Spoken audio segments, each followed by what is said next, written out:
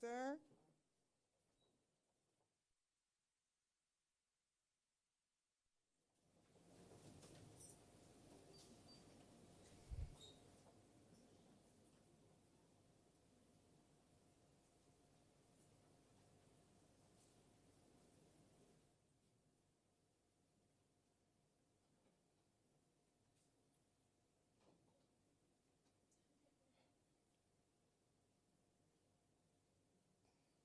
Dress rehearsal.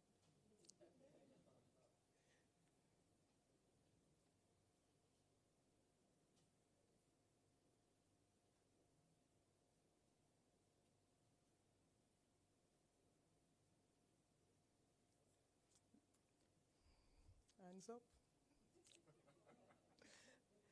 Maybe you should take your seats in two.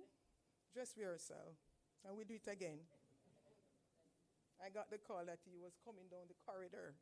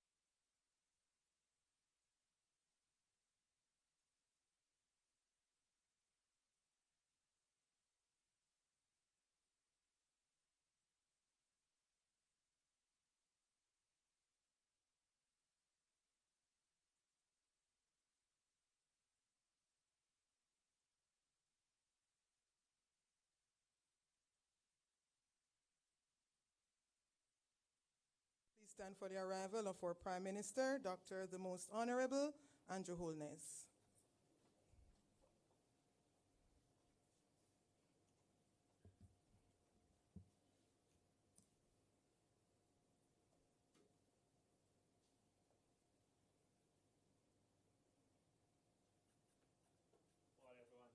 Good morning, Prime Minister. Please remain standing for the playing of the national anthem.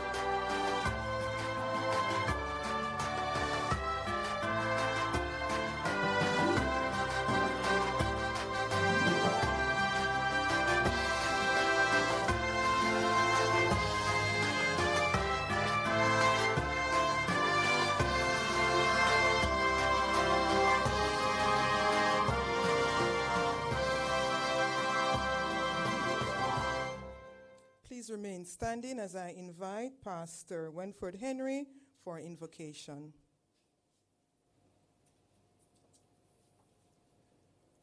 Let us pray. Our Heavenly Father, this is not an ordinary year for us as disaster risk managers. Especially most of our leaders will be focusing on a very special event. But, oh Lord, as we come this morning for this another council meeting, we are thankful for your presence with us. In a very special way, we are thankful for the way you have led last year. And in spite of our experiences with burial and other events, you were there with us and for us. You provided the necessary resources that we're able to respond in a very positive way. We are thankful for Jamaica and for the position you have placed her, that at this time, oh God, we have the resources that we could have responded, and even now, we will be able, if we are to experience another event, to be able to respond. So we give you thanks for our leaders, especially our Prime Minister, the most Honorable Andrew Holness, for the other team members, the Minister of Local Government and Community Development, for the Minister of Local Government and Community Development, and for all the other stakeholders. We thank you for the NGO sectors, the Food for the Poor, the Salvation Army, Jamaica Red Cross, ADRA, for our private sectors, and all those volunteers, hundreds of volunteers, who you have provided to assist in times of disasters. We thank you for them. And now we pray, oh God, that you will bless all of us with health and strength, that comes what may this year, we'll be able to answer the call. We are thankful in a very special way for our police services and for the army, for the work they are doing in this aspect of disaster risk management. But especially on the crime front, oh God, we are so thankful for them. They have placed their lives on the line for all of us. And more time we come to talk about hurricanes and earthquakes. But Lord, we have a crisis of crime in this land. And we have seen how you have used them and the leadership of this country to tame this monster. And we place in a very special way this morning before you, that you'll continue to strengthen them, continue to give them vision, and continue to unite them, oh God, as they face this monster. Oh God, we have heard of so many guns being discovered. Oh God, we wonder what is happening. Are we in Ukraine? What is happening in Jamaica? So we ask you, oh God, to give our Prime Minister the focus, that you'll keep on blinders and keep his eye fixed on the most important mission, to keep the people of Jamaica safe. Bless the security forces. Help them, oh God, that they'll be united and be steadfast to do the work you have placed before them, and so that we all can rejoice that we can live in a safe and wonderful Jamaica. We heard, oh God, the external folks are praising us. Oh God, we got good news about the upgrading of the status where they place our tourism sector in. And we heard, oh God, others are now saying this is on par with so many countries for favorable rating. We are rejoicing for this news. And we come this morning to focus on this hurricane season. And you have been there for us in the past. And we know, oh God, with our leadership, with the security forces, with the NWA, with the various government ministries, the private sector, the international partners, World Food Program, UNICEF, and all the others, you have united us to keep our focus on helping the most vulnerable in this country. And we as a family are united to face comes what may. And we are thankful that you promise you will never leave us nor forsake us. So we can go forward with confidence, knowing that you have our best interest at heart. And we unite as a team now to do our best for this beautiful land we call Jamaica. Thank you now for hearing us, and be with us in a very special way today. Be with our presenters, and may all of us leave here resolved to do our best to serve this wonderful nation, Jamaica land we love. We ask for Christ's sake. Amen and amen. Amen. Please be seated, ladies and gentlemen. What a prayer. I'm sure God has heard. And I hear a songwriter say, and when we pray, he answers. Dr. the Most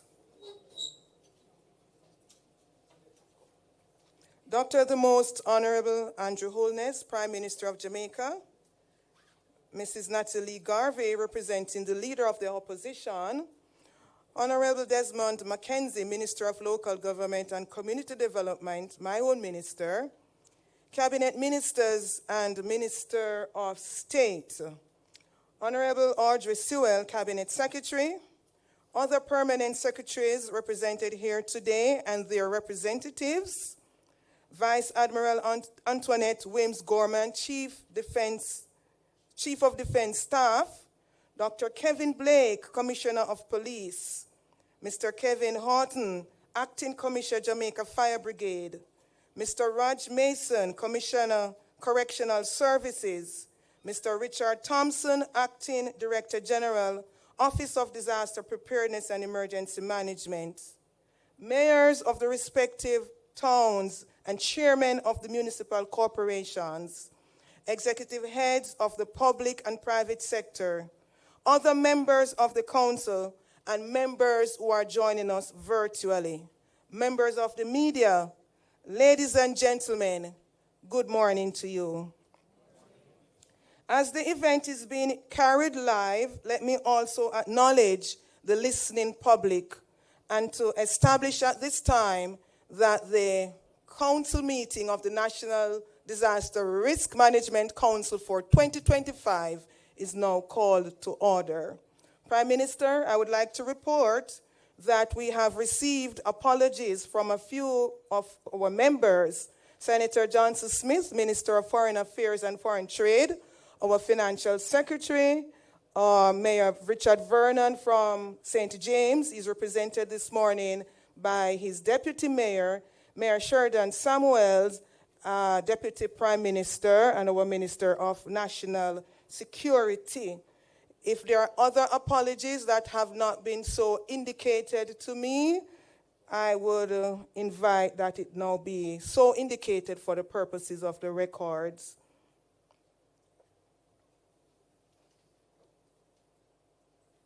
There being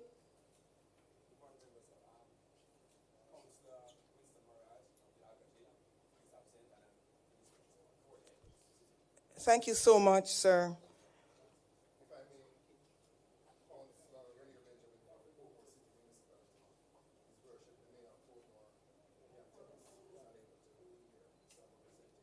Thank you, so let the record so reflect, as I had not got those officially. As we are aware, the council meeting of the National Disaster Risk Management Council is to be convened at least once annually.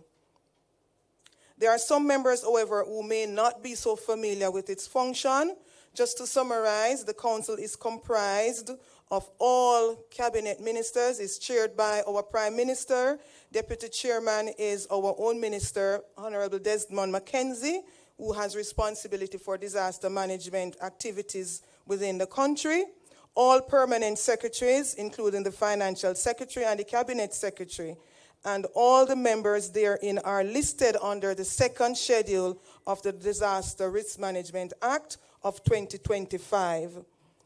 And Section 6 outlines that the chairman may invite at any meeting of the council such other persons as the chairman deems fit.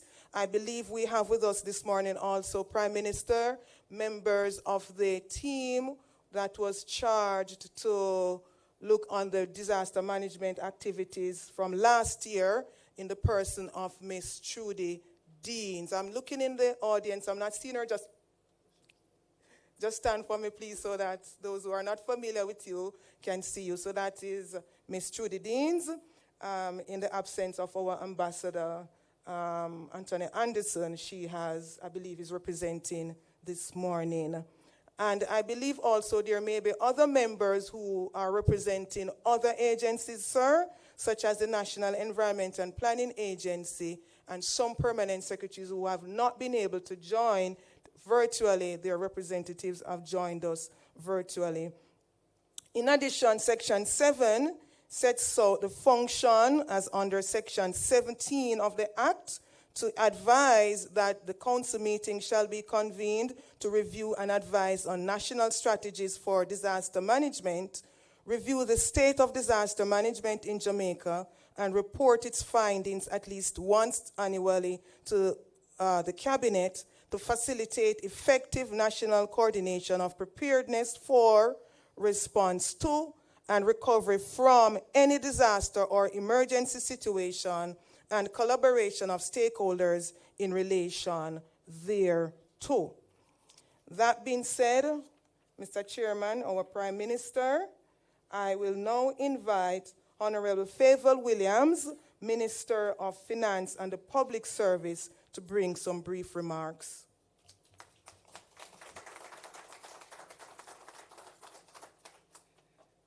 Thank you, PS. Good morning, everyone. And I know PS went through the very long list, the protocol list, so I would just acknowledge that. But let me acknowledge Dr. the Most Honorable Andrew Holness. Of course, we have MP Nita Garvey here representing the Leader of the Opposition. Let me acknowledge as well our host minister, Minister Mackenzie, and to say colleague ministers and MPs, heads of our joint security forces, members of our fire services, CABSECs, PSs, mayors, deputy mayors, heads of agencies and departments, members of the media, good morning. Despite the Saharan dust, I still want to say good morning to everyone. In the face of what we know to be increased intensity of weather-related events, we would have been in a very bad place when Beryl struck if we had not implemented our national natural disaster risk financing policy. And because it's such a long phrase, I'm going to just call it the NNDRFP. It has many layers of what we call shock absorbers for the economy. Since then, we have increased our disaster coverage to ensure we have the financial flexibility to meet natural disasters. So the NNDRFP allows the government to prepare financially for natural disasters. The policy ensures funds are available for response and recovery efforts. Had this government not had the foresight to ensure we had this multi-layered risk-absorbing facility in place, when Category 5 Hurricane Beryl hit, we would not have been able to do the emergency repairs to public infrastructure, cleanup and relief recovery activities, as well as the social expenditure to assist the indigent and other vulnerable populations.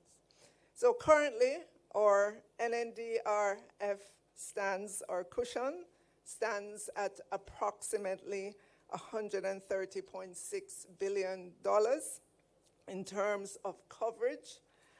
How much we can draw down on that will depend on the severity of the disaster.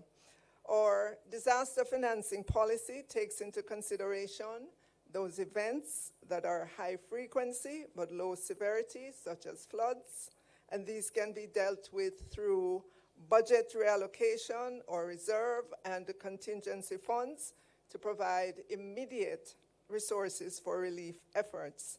For the higher severity, low frequency events such as hurricanes, we have to use insurance instruments such as the facility that we have with CREF, our Caribbean partner.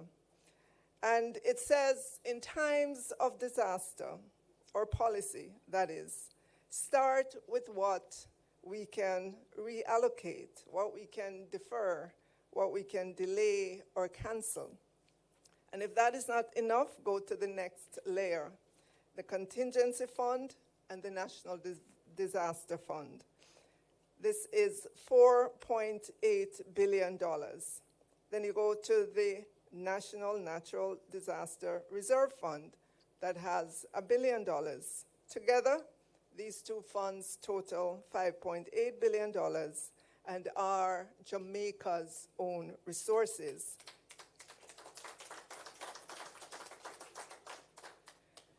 And if those are not enough, the next layer would be two contingent credit arrangements, thanks to our international partners. And I'm pleased to note that on Tuesday, March 4th, 2025, an additional facility was added for an amount of $6.5 billion to bring the disaster coverage for Jamaica, again, just to reiterate that number, to $130.6 billion. Of course, how much we can access will depend on the severity of the disaster. An advantage of the catastrophe financing coverage we have in place is that it is parametric, meaning there are predefined thresholds and predefined payouts. So if the thresholds are met, funds are triggered, and the recovery work can get started almost immediately. Compare this with traditional insurance, in which there would have to be a detailed damage assessment, which, as you know, could take months of backing and forthing and agreeing and disagreeing about what's damaged, what's not damaged. And during that time, as you can imagine, of this detailed damage assessment, you could see how people, the infrastructure, and the GDP of the country would be suffering, and how slow that process would be in addressing recovery efforts. The commitment of this government is to continue strengthening our multi-layered national natural disaster risk financing policies and to fill in any gaps that we have. I will always give former Minister Nigel Clark credit for the work that he started to establish this.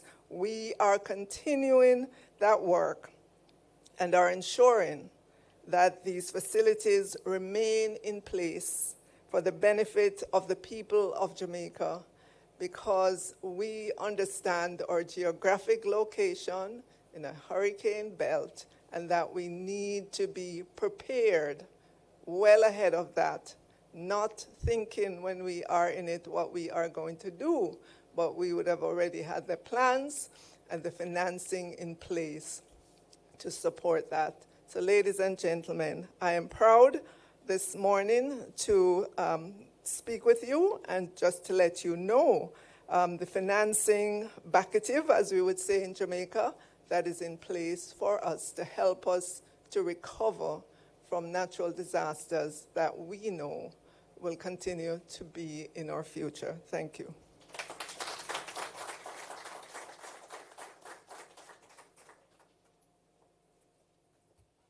Ladies and gentlemen, I now invite Honorable Desmond Mackenzie to the podium, and this is to formally also hand over to him. He'll take charge of the meeting at this time, and we'll do the introductions of our Prime Minister.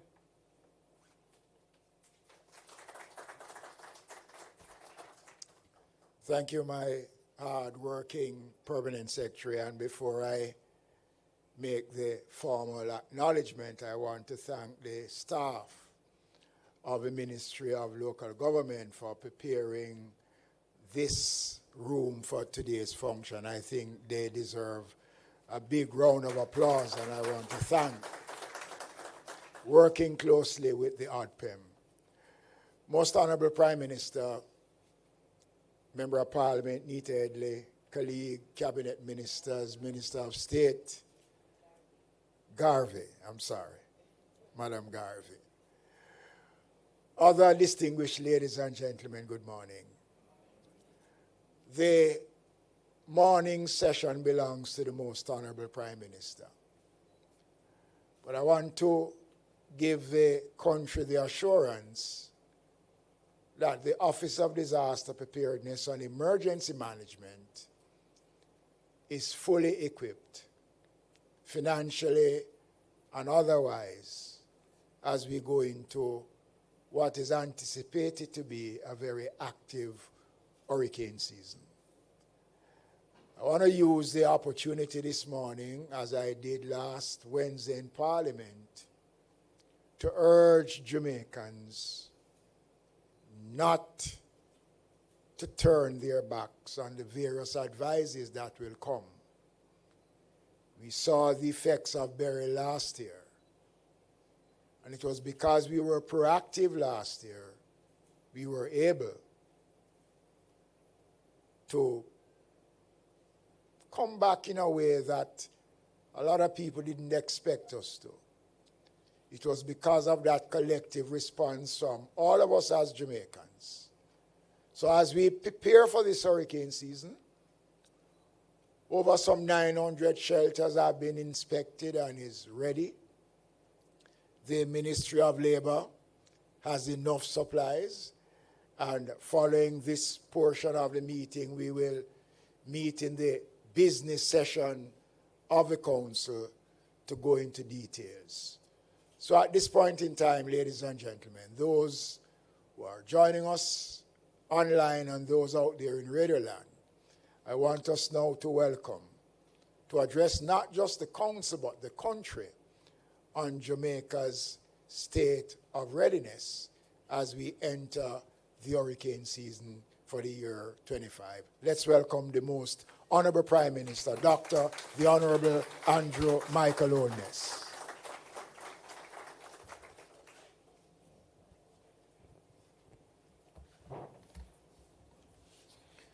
Thank you, Minister. Thank you, Madam Moderator, and I stand on the protocols that you so appropriately established and in setting the example of being efficient with time.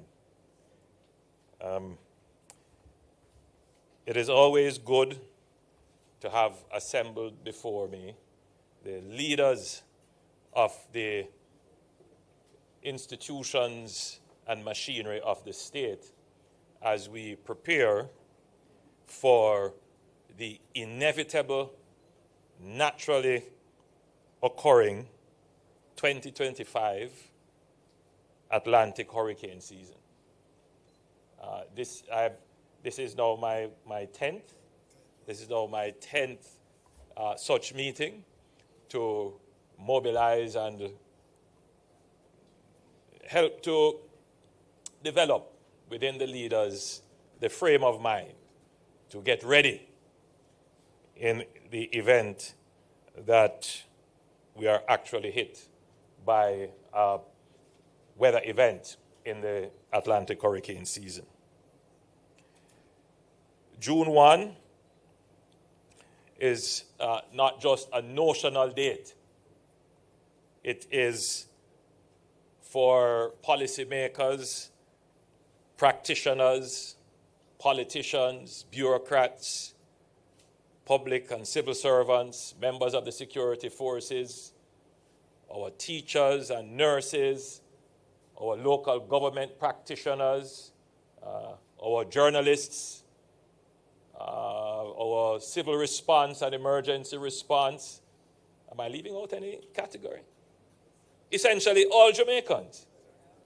June 1 is an important marker on the calendar. It is the beginning of the hurricane season.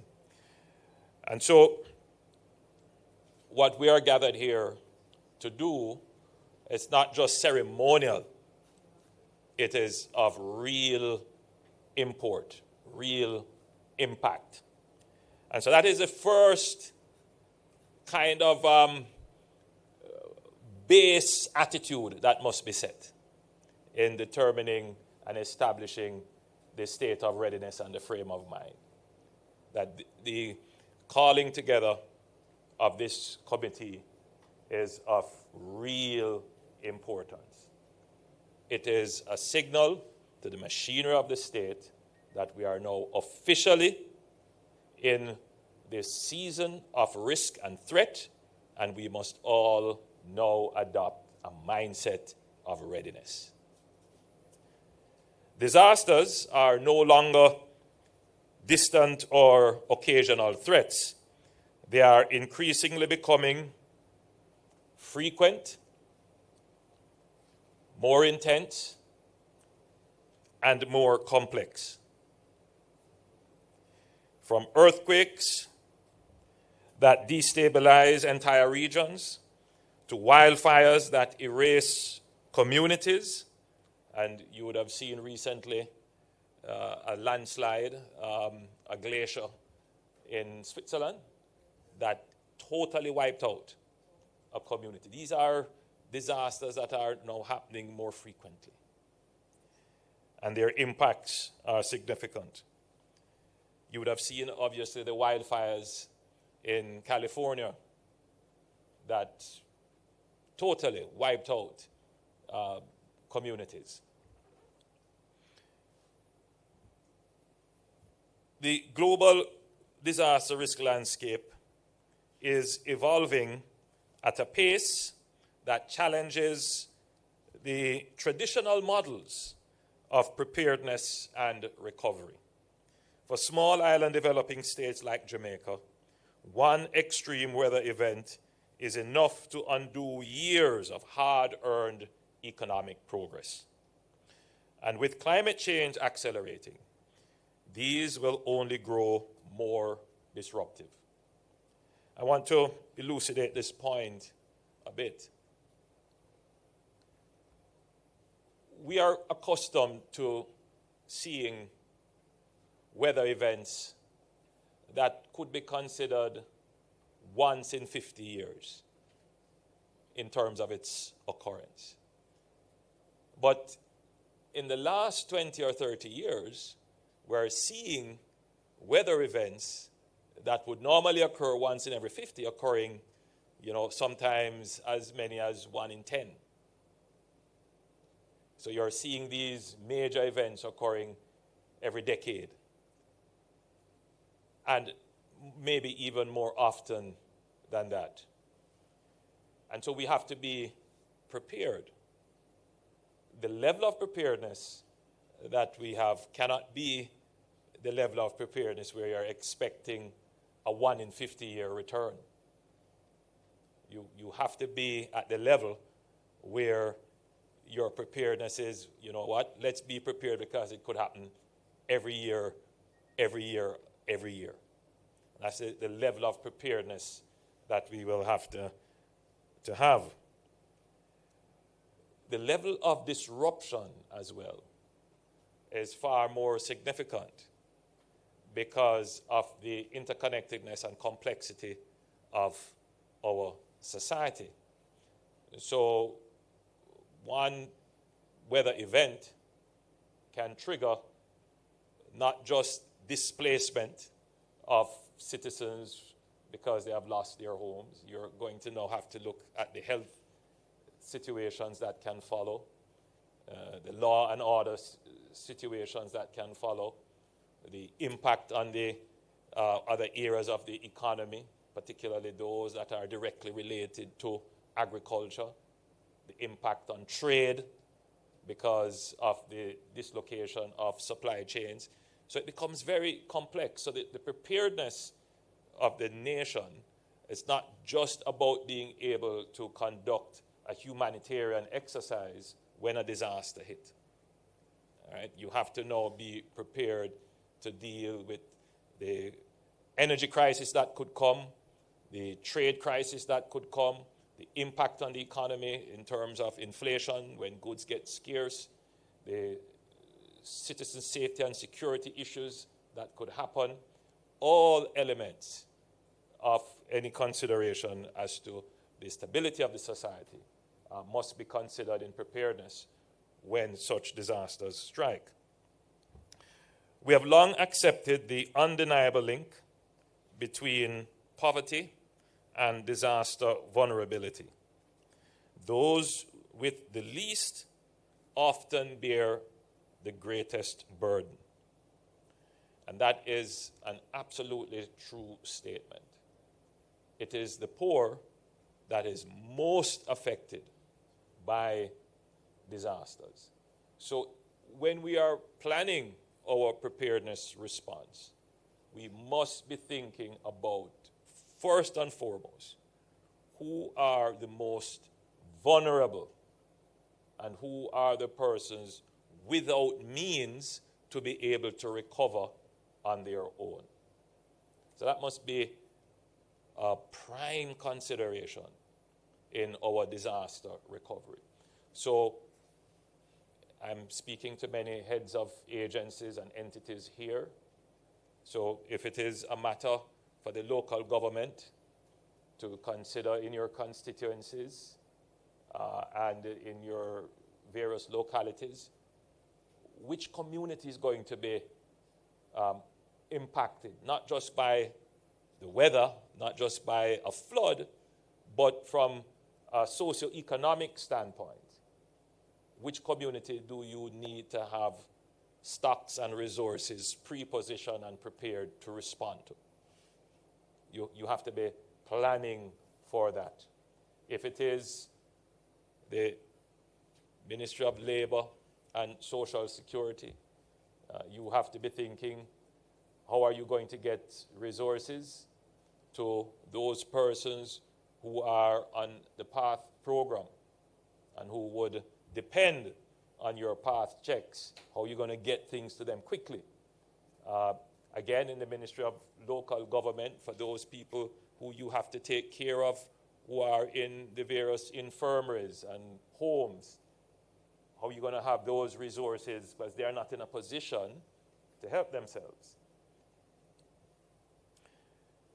So, as Prime Minister, I've made it a national priority to mainstream disaster risk management into every tier of governance and every corner of our society.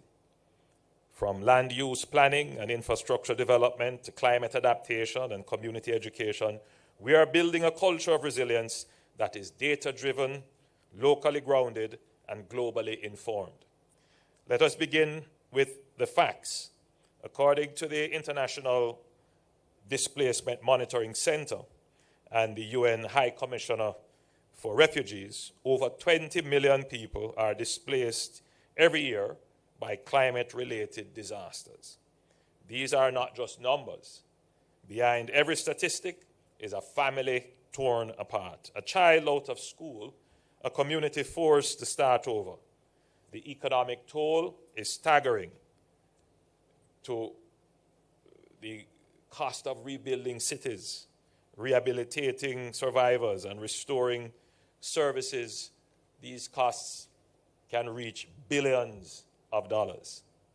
So in light of this, Jamaica has adopted a multi-pronged strategy to reduce risk, respond effectively, and build forward stronger.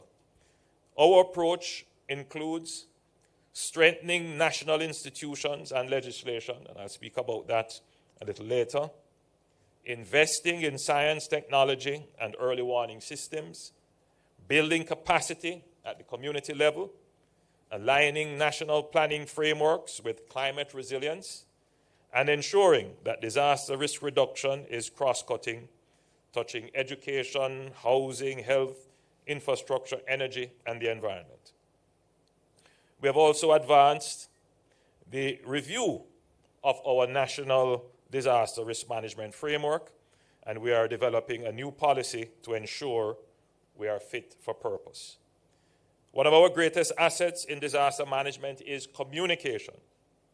Thanks to our partners, including the government of Japan through JICA, we now have a robust national disaster emergency telecommunication system and public safety network.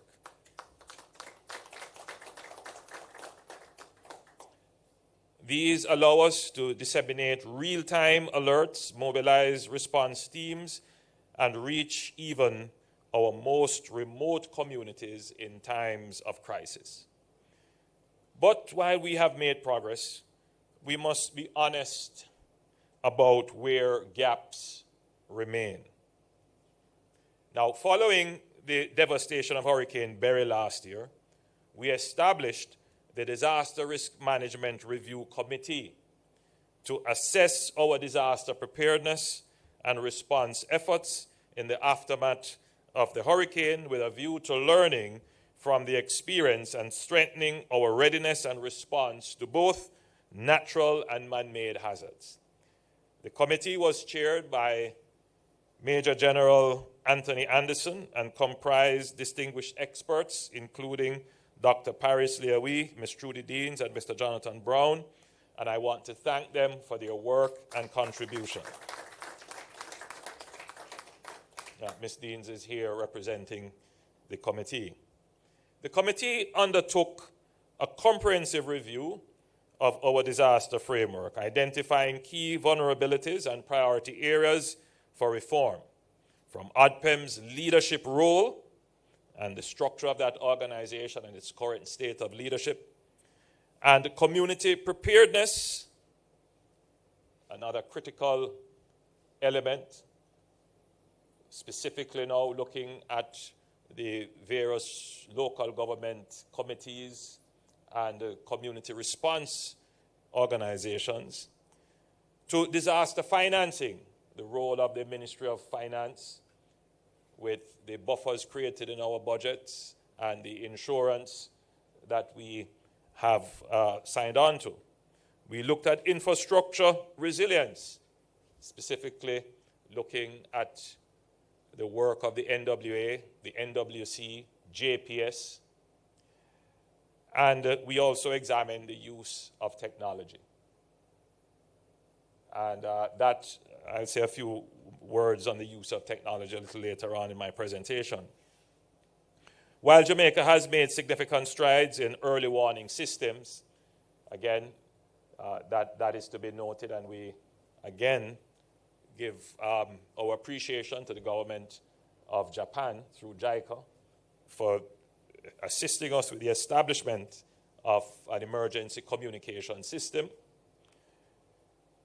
We have structured planning, particularly in the Ministry of Finance. I don't think anyone could complain about the speed at which the Ministry of Finance responded with the resources. I certainly didn't hear any complaints from the Minister of Labour and Social Security. I didn't hear any complaints from the Minister of Education. The response was swift. And I didn't hear any complaints either from the Minister of Local Government, except to say they want more.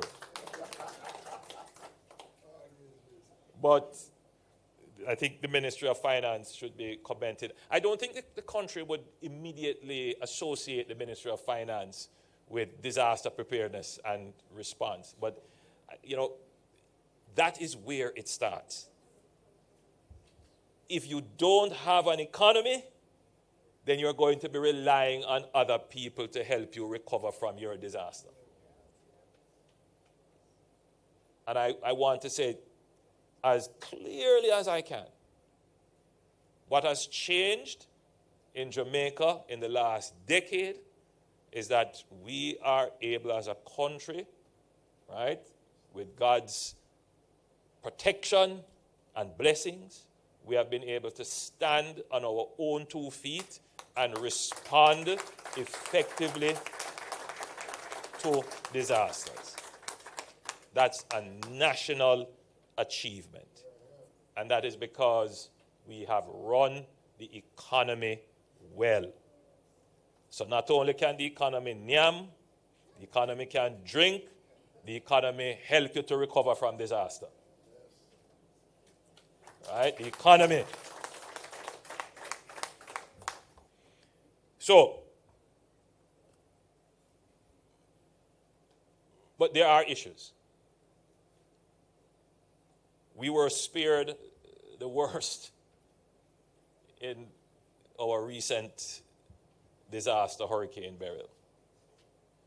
And being at the forefront of the response, I saw the gaps. I saw the potential threats. And what the role of leadership is, it is to ensure that even though you escaped the worst, you don't just sit back and say, it's past. You have to strengthen the institution so that if there were to be a return of the threat, you can genuinely be able to stand up to it. So there were some gaps. For example, we must improve the resilience of our utilities. The JPS must undertake a comprehensive review of its distribution network and replace those compromised and broken poles, and as quickly as possible, replace those that are needed to be replaced with concrete poles. Now, I know that they have started that work. There is a budget, a capital allocation for that, and that work must proceed right throughout the year with great speed and alacrity, so that, God forbid that there is any other disaster to come, that we are not without electricity in those areas for any extended period of time. And I know that the JPS is addressing that, but we must say it publicly, and we must hold them to account for it, to move very swiftly in ensuring that the distribution network is resilient and resistant to these weather events. As we examined the operations of the NWC, clearly, except for gravity-fed systems, once the electricity is out, then the entire country would be out of water. So the NWC has to develop independent power sources. It has to have its own backup strategy, its own backup capability. And so the government has started work towards ensuring that the critical areas for supply and distribution, that those pumping stations will have backup generators. That's a long-term objective, but we're going to ensure that we at least have some short-term capabilities. And it is a two-pronged strategy. One strategy is to solarize some of the pumping stations that we have so that we have independent power. And the other strategy is to introduce generators that can carry the pumps for a reasonable period of time should there be a failure in the electricity utility. And we have started that recently. In the Red Hills area, we opened a solar plant at one of our pumping stations, which will help in the event of a natural disaster, providing those panels aren't blown away, they remain firmly anchored. Then they would be able to generate electricity and keep those pumps going. Housing. The housing sector is growing rapidly in Jamaica. And the experience of Hurricane Gilbert would have seared into the minds of Jamaicans the importance of putting on their roofs, following the guidelines of the building codes. So a lot of Jamaicans would have moved away from zinc roofing to putting on concrete slabs. But we noticed that, and flying over the areas that were impacted by the recent Hurricane Beryl, and just looking at some of the roofs, and then when we went on the ground and examined, it was clear. Those roofs that did not use hurricane straps, those were the roofs that were destroyed. It was crystal clear. So it appears to me, and indeed coming out of the report, that the parish councils, the approval entities, and the Ministry of Local Government, through a national public campaign, must reinforce the building codes as it relates to roofs and the need to build according to code and use, in particular, hurricane straps to secure our roofs. But roofs were not the only areas of housing that were damaged. Windows. Many persons suffered water intrusion because of the kinds of windows that they used. And so there may have to be some guidance on that as to how to secure your windows during hurricanes and the types of windows to use to secure your homes during hurricanes. We also found that the houses that were particularly affected by the disaster, and again, this is not rocket science, were the houses that were built in areas that were known to be disaster prone. So people who built in the swamps or close to swamps, who built on the gully banks or close to the gully banks, who built on unstable slopes, those were the houses that were most affected. People who built in areas that are known for flooding.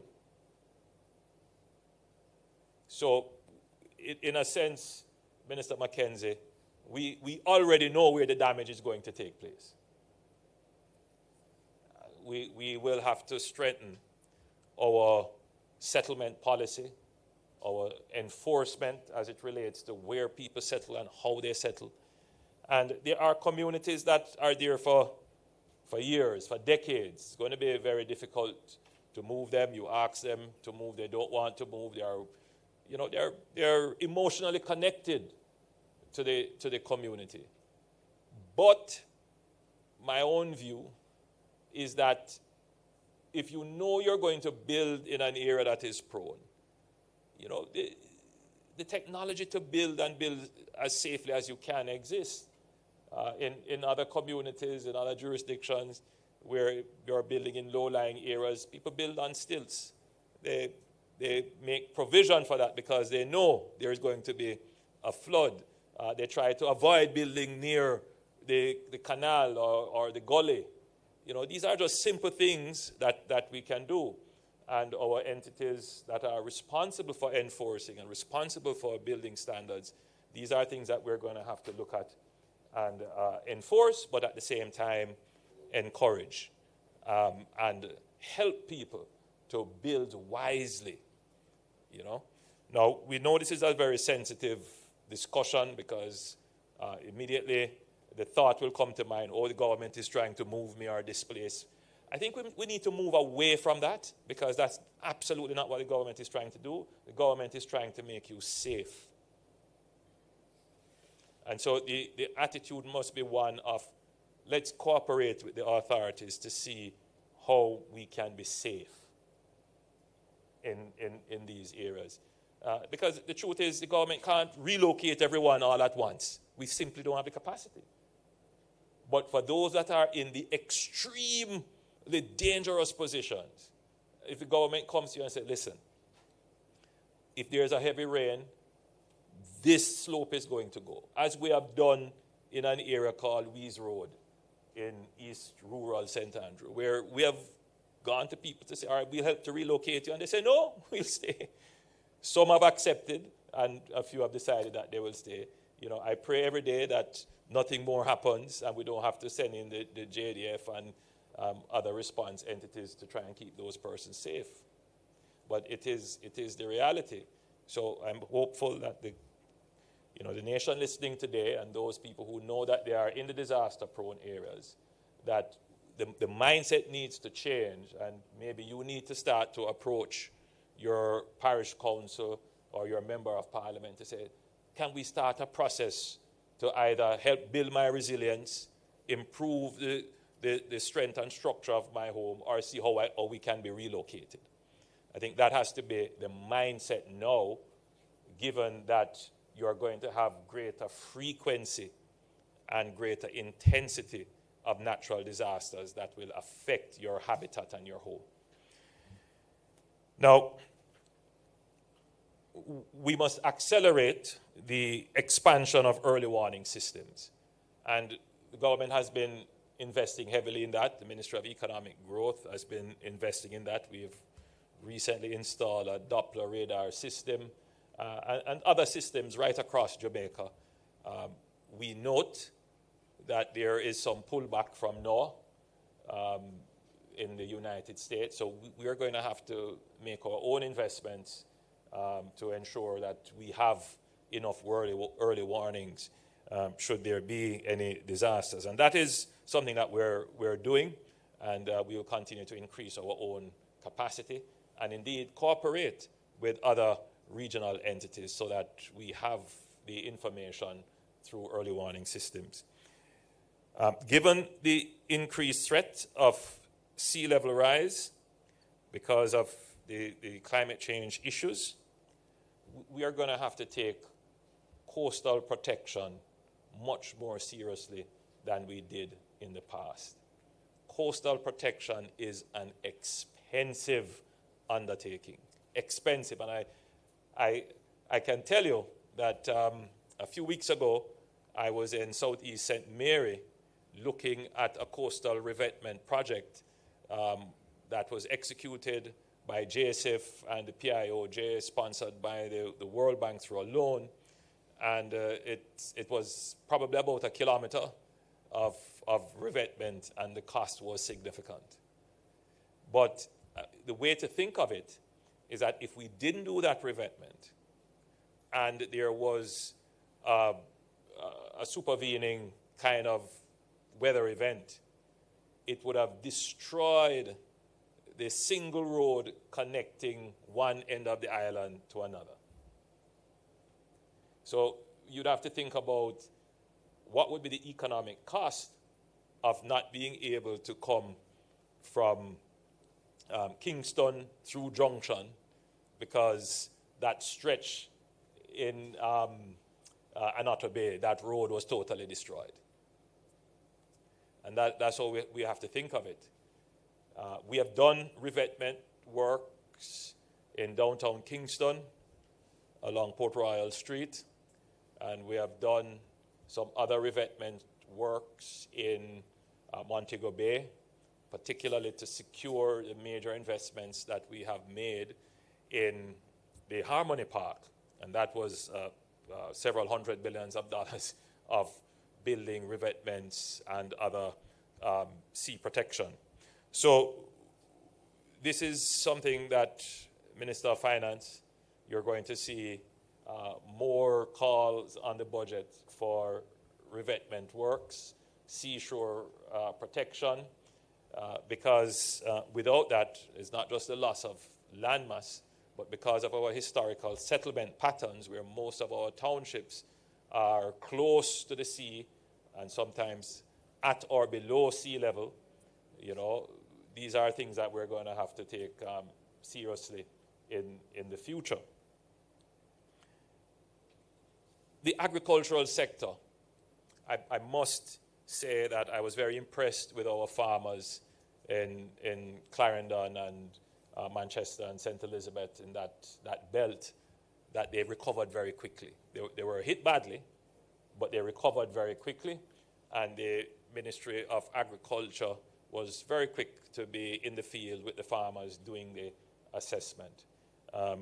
So I think we should give them commendations.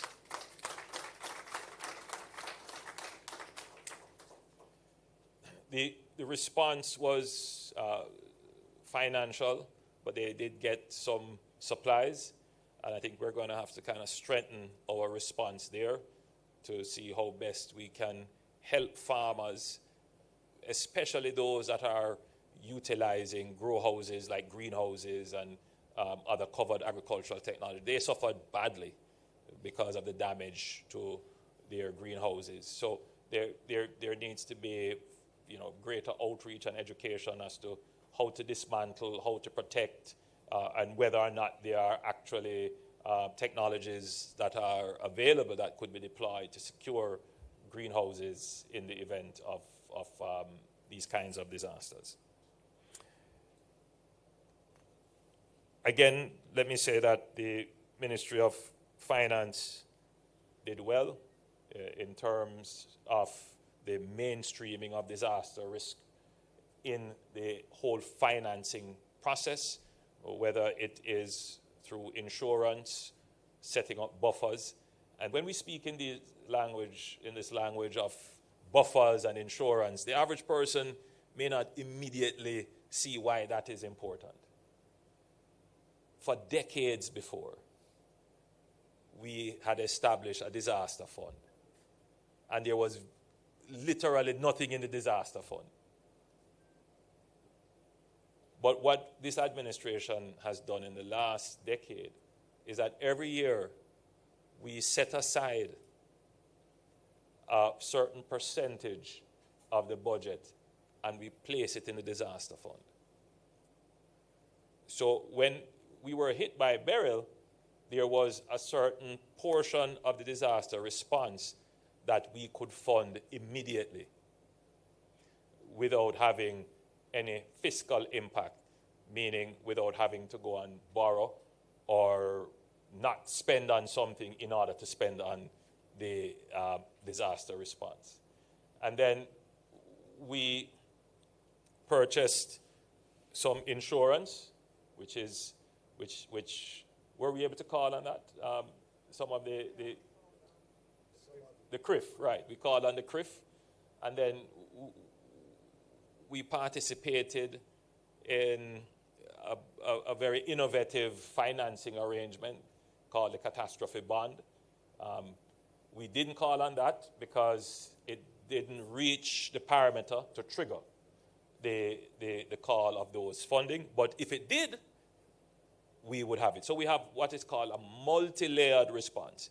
In other words, we can respond out of our own resources that we saved, we can respond out of insurance that we bought, and we can respond out of a very innovative financing instrument called a catastrophe bond.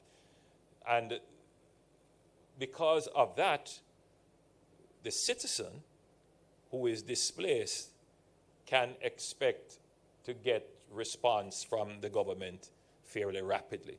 Now, at that point, I wish to make an appeal to every Jamaican.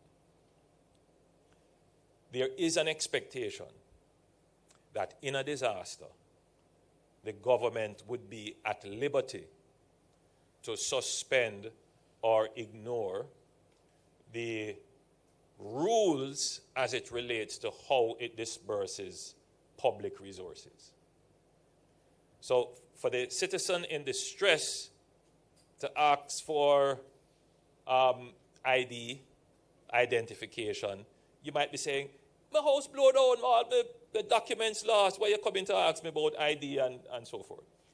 After the disaster has passed and it goes to the committee of Parliament, it is the same citizens who are going to say that, and represented by their parliamentarians, that the government gave grants to people who didn't exist.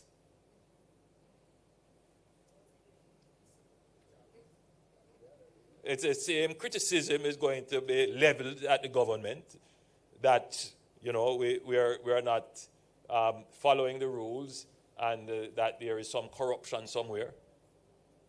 So we can't suspend the rules. We understand the situation that you are in, but as you live in this democracy with the rules and laws that we have, you also need to prepare for a disaster by doing a couple of things. Firstly, your ID may be a physical document. Protect that. Put that in a safe place. Put it in a Ziploc bag. You know, if you have to keep it on your person, protect it. But your ID, in a sense, is also digital and not exclusive to you. Well, it's exclusive to you, but it's not held by you alone. So, for example, if you have your TRN number and you are able to tell us what your TRN number is, we can go and check to verify that, oh, this is a TRN number, and then we can go through a process of verifying who you are. So, in other words, the loss of your TRN number does not mean you've lost your identification, because that's backed up somewhere in a safe database. So you need to be able to, if you can, memorize, but have copies of it. Keep them, those physical representation of your ID, in a safe place. That's number one. Number two, we are not going to be able to give out the response, recovery grants, and so forth without conducting some form of assessment first. So, you know, I've met people who come and say, Prime Minister, my house mash up, I'm going to get nothing. And I would say, all right, have they come to assess your house? No, me not see nobody yet. But you don't need to assess nothing, Prime Minister. See the house they mash up. Well, I am not the qualified assessor. So somebody has to literally come and check, because in a disaster, there are persons who will say, which we have situations, where the social workers go out and somebody come and says, my house, this, and see it mashed down there, and take the person's number. And then when that person comes home from work now, the social worker is already gone. And then, they go to the ministry to say, I live at X address, and I heard you came by, but you didn't see me. And when the social worker checks the address, he says, no, but I came there and somebody claimed your benefit. So all kinds of shenanigans can happen in a disaster. So we must ensure that the systems of accountability continue to work even in a disaster. And as citizens, you can play your role by being informed and having your identification at hand. That's very important. As I move around the country, I do get the complaints that I haven't gotten yet, or they have assessed and I haven't gotten yet. I have applied and I haven't gotten yet. And when I check with the Ministry of Labour and Social Security and the other entities, many problems. Names are incorrectly spelled. The TRN numbers are incorrect. All kinds of issues with identifying. The phone numbers are not right. All kinds of issues. So as your responsibility, your duty to help yourself as a citizen is to make sure that your details are correct, so that it helps with the speed of the response. Now, as I shift from that to look at the humanitarian and the relief responses, we found that there were many challenges there from the report. The first challenge is that the lead in the humanitarian response, certainly in terms of the assessment, would be the Ministry of Labour and Social Security. And they would need to have persons who are trained, social workers, to do this. We didn't have enough, because it meant pulling your social workers from their day job, their normal duties, to now go and transition into a disaster response function, which some of them may not be trained in, some of them may not have had experience in. And indeed, it is a very intense kind of operation. Some of them don't have the gears to do it, and some of them are victims of the disaster themselves. So what that caused was a delay in the response. And even if the response was mounted, it took a long time to reach to persons who needed it. So we're going to have to rethink how we create a body of assessors who can be easily mobilized with training, that should a disaster strike, we can mobilize them rapidly and have them in the field quickly and extensively, so that the citizen does not have to wait too long before a representative of the state reaches out to them. Now, the Jamaica Defense Force is the repository, let me put it another way, is the backup for everybody else in this regard. And the challenge is how to get all the entities that have prime responsibility, first responsibility for the disaster relief and the humanitarian relief, to coordinate effectively with the resources of the JDF. And so these are some protocols that we have picked up that needs to be worked out to ensure that we are in the field quickly and that we are responding quickly to the response. The other issue that we faced was we did not have a unified database of persons who were affected by the disaster. So what you found is that you could very well have duplication of effort. So someone could get a benefit from the Ministry of Labour and Social Security, get a benefit from some other, from ADPEM or some other entity giving, and then go to the what we call the Food for the Poor, for example, who would go to the non-governmental entities that are also on the field of response. So we are looking at setting up a kind of centralized database where, at least in the first instance of the response, everybody can get at least once. Because what you find is that it is those citizens who are in the know and who are connected who will get 2, 3, 4, 5 times, while someone who is not in the know, not properly identified, not connected, gets nothing, but is out there being very critical of the system. That, see, nobody don't care about me. You know, when that's not really the case. It's just how the system is organized, or rather not properly organized. And so one of the things that we're going to have to do is set up this kind of central database, which then leads me to the issue of technology. The Ministry of Labor and Social Security, the Ministry of Local Government, two prime entities we must embrace technology, certainly in terms of the digitalization and the establishment of the central database. That's absolutely critical if we're going to be able to distribute the humanitarian and recovery support in a quick and timely fashion. So that is something that we are working on and coordinating.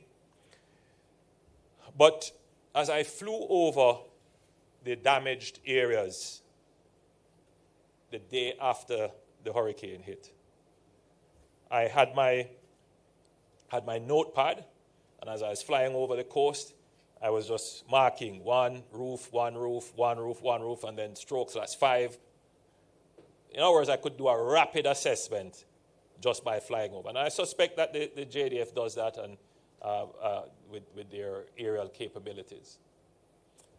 But there are far more efficient technologies using artificial intelligence that can scan areas and tell you which roof was damaged, the extent of the damage, and then you can use that data to make assessments as to how much should be assigned to persons. So in other words, the on-the-ground social worker coming to knock on your door and look, that effort could be enhanced greatly by the deployment of disaster assessment technologies using the available technologies through drones and artificial intelligence, which would give you rapid assessments, which would help to speed up the process of response. So this is something that we recommend strongly to the Jamaica Defense Force, the ADPEM, Ministry of Local Government. That capability needs to be integrated into our disaster response. So our telecommunication providers. Now, generally, I think Jamaica has a very, very robust telecommunication infrastructure. It has served us well. It has carried us through storms and are back up relatively quickly. But we have seen where they are vulnerable to criminal activity, particularly the theft of fuel, the theft of generators, the theft of copper and fiber, and sometimes even the repeaters. So that is a significant vulnerability. I know they have invested heavily in trying to secure the equipment that keeps the network running, but I think that the government must now create special legislation to place special harsher penalties on those persons who prey upon these critical infrastructure. Now think about it. Someone goes and steals, 50 gallon, 100 gallon of fuel. that repeater cell site goes down. The person who steals, gets whatever he gets. I don't know how much they'll get for that fuel. They probably sell it at half price.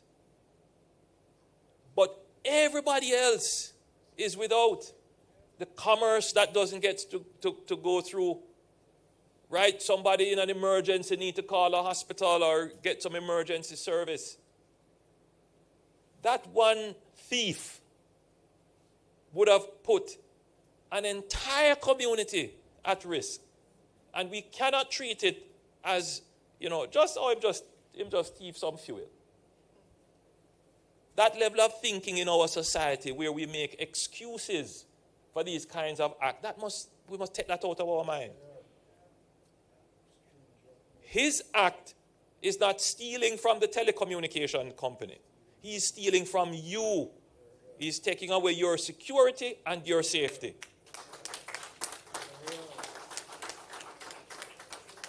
It is a criminal act against, essentially, a public service.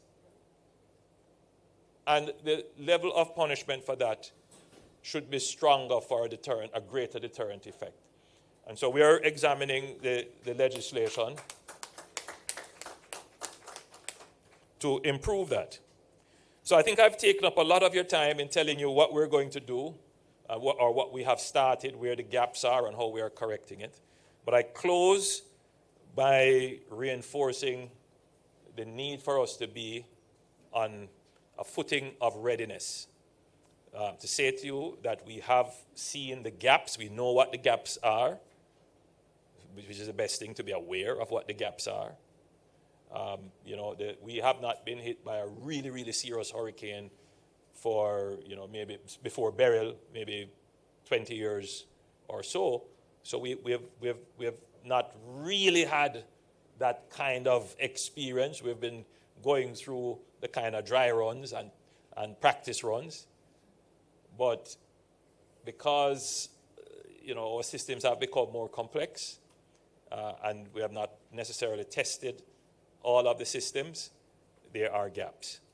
But the good thing is that we did the review, we are aware of what the gaps are, we are moving to correct them, and even if there were to be an event, we know how to change, how to move, how to maneuver, and what to be prepared for as we put in place the institutions to permanently close those gaps. So, in closing, the NOAA, the National Oceanic and Atmospheric Administration of the United States, has projected up to 19 named storms this season, with up to 5 potentially becoming major hurricanes. So the question is not whether a storm will come, but whether we will be ready.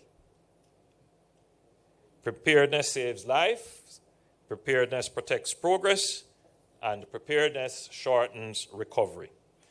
So I want to leave you with this. Building resilience is about empowering our people, strengthening our systems, and preserving our development gains. We must not only bounce back, but we must bounce back higher, and we must bounce forward. So let us commit today as a united council, as a nation, to continue building the Jamaica that can withstand any storm, one that does not crumble under pressure, but rises stronger each time. Together, let us lead, prepare, adapt, and protect. Together, let us build a disaster-resilient Jamaica. Thank you for choosing Jamaica.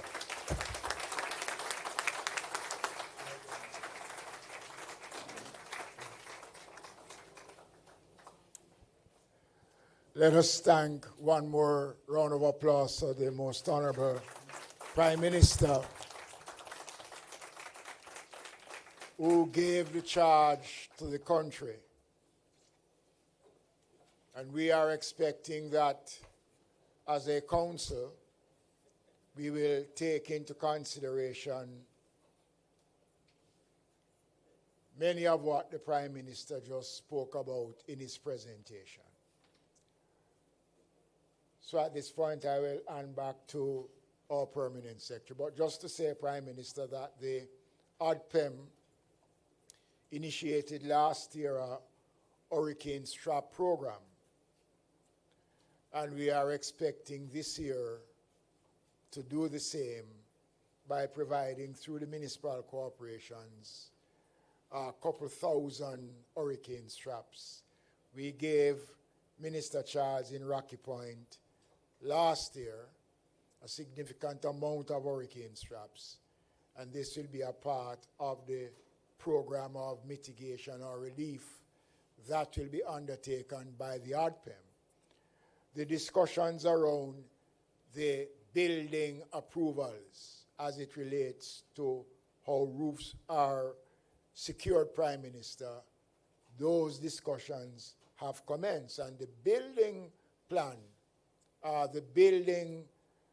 plans that exist in the building code do also speaks to a specific area as to how construction around roofs must be done. But we will intensify those discussions as we go on, Prime Minister. Thank you.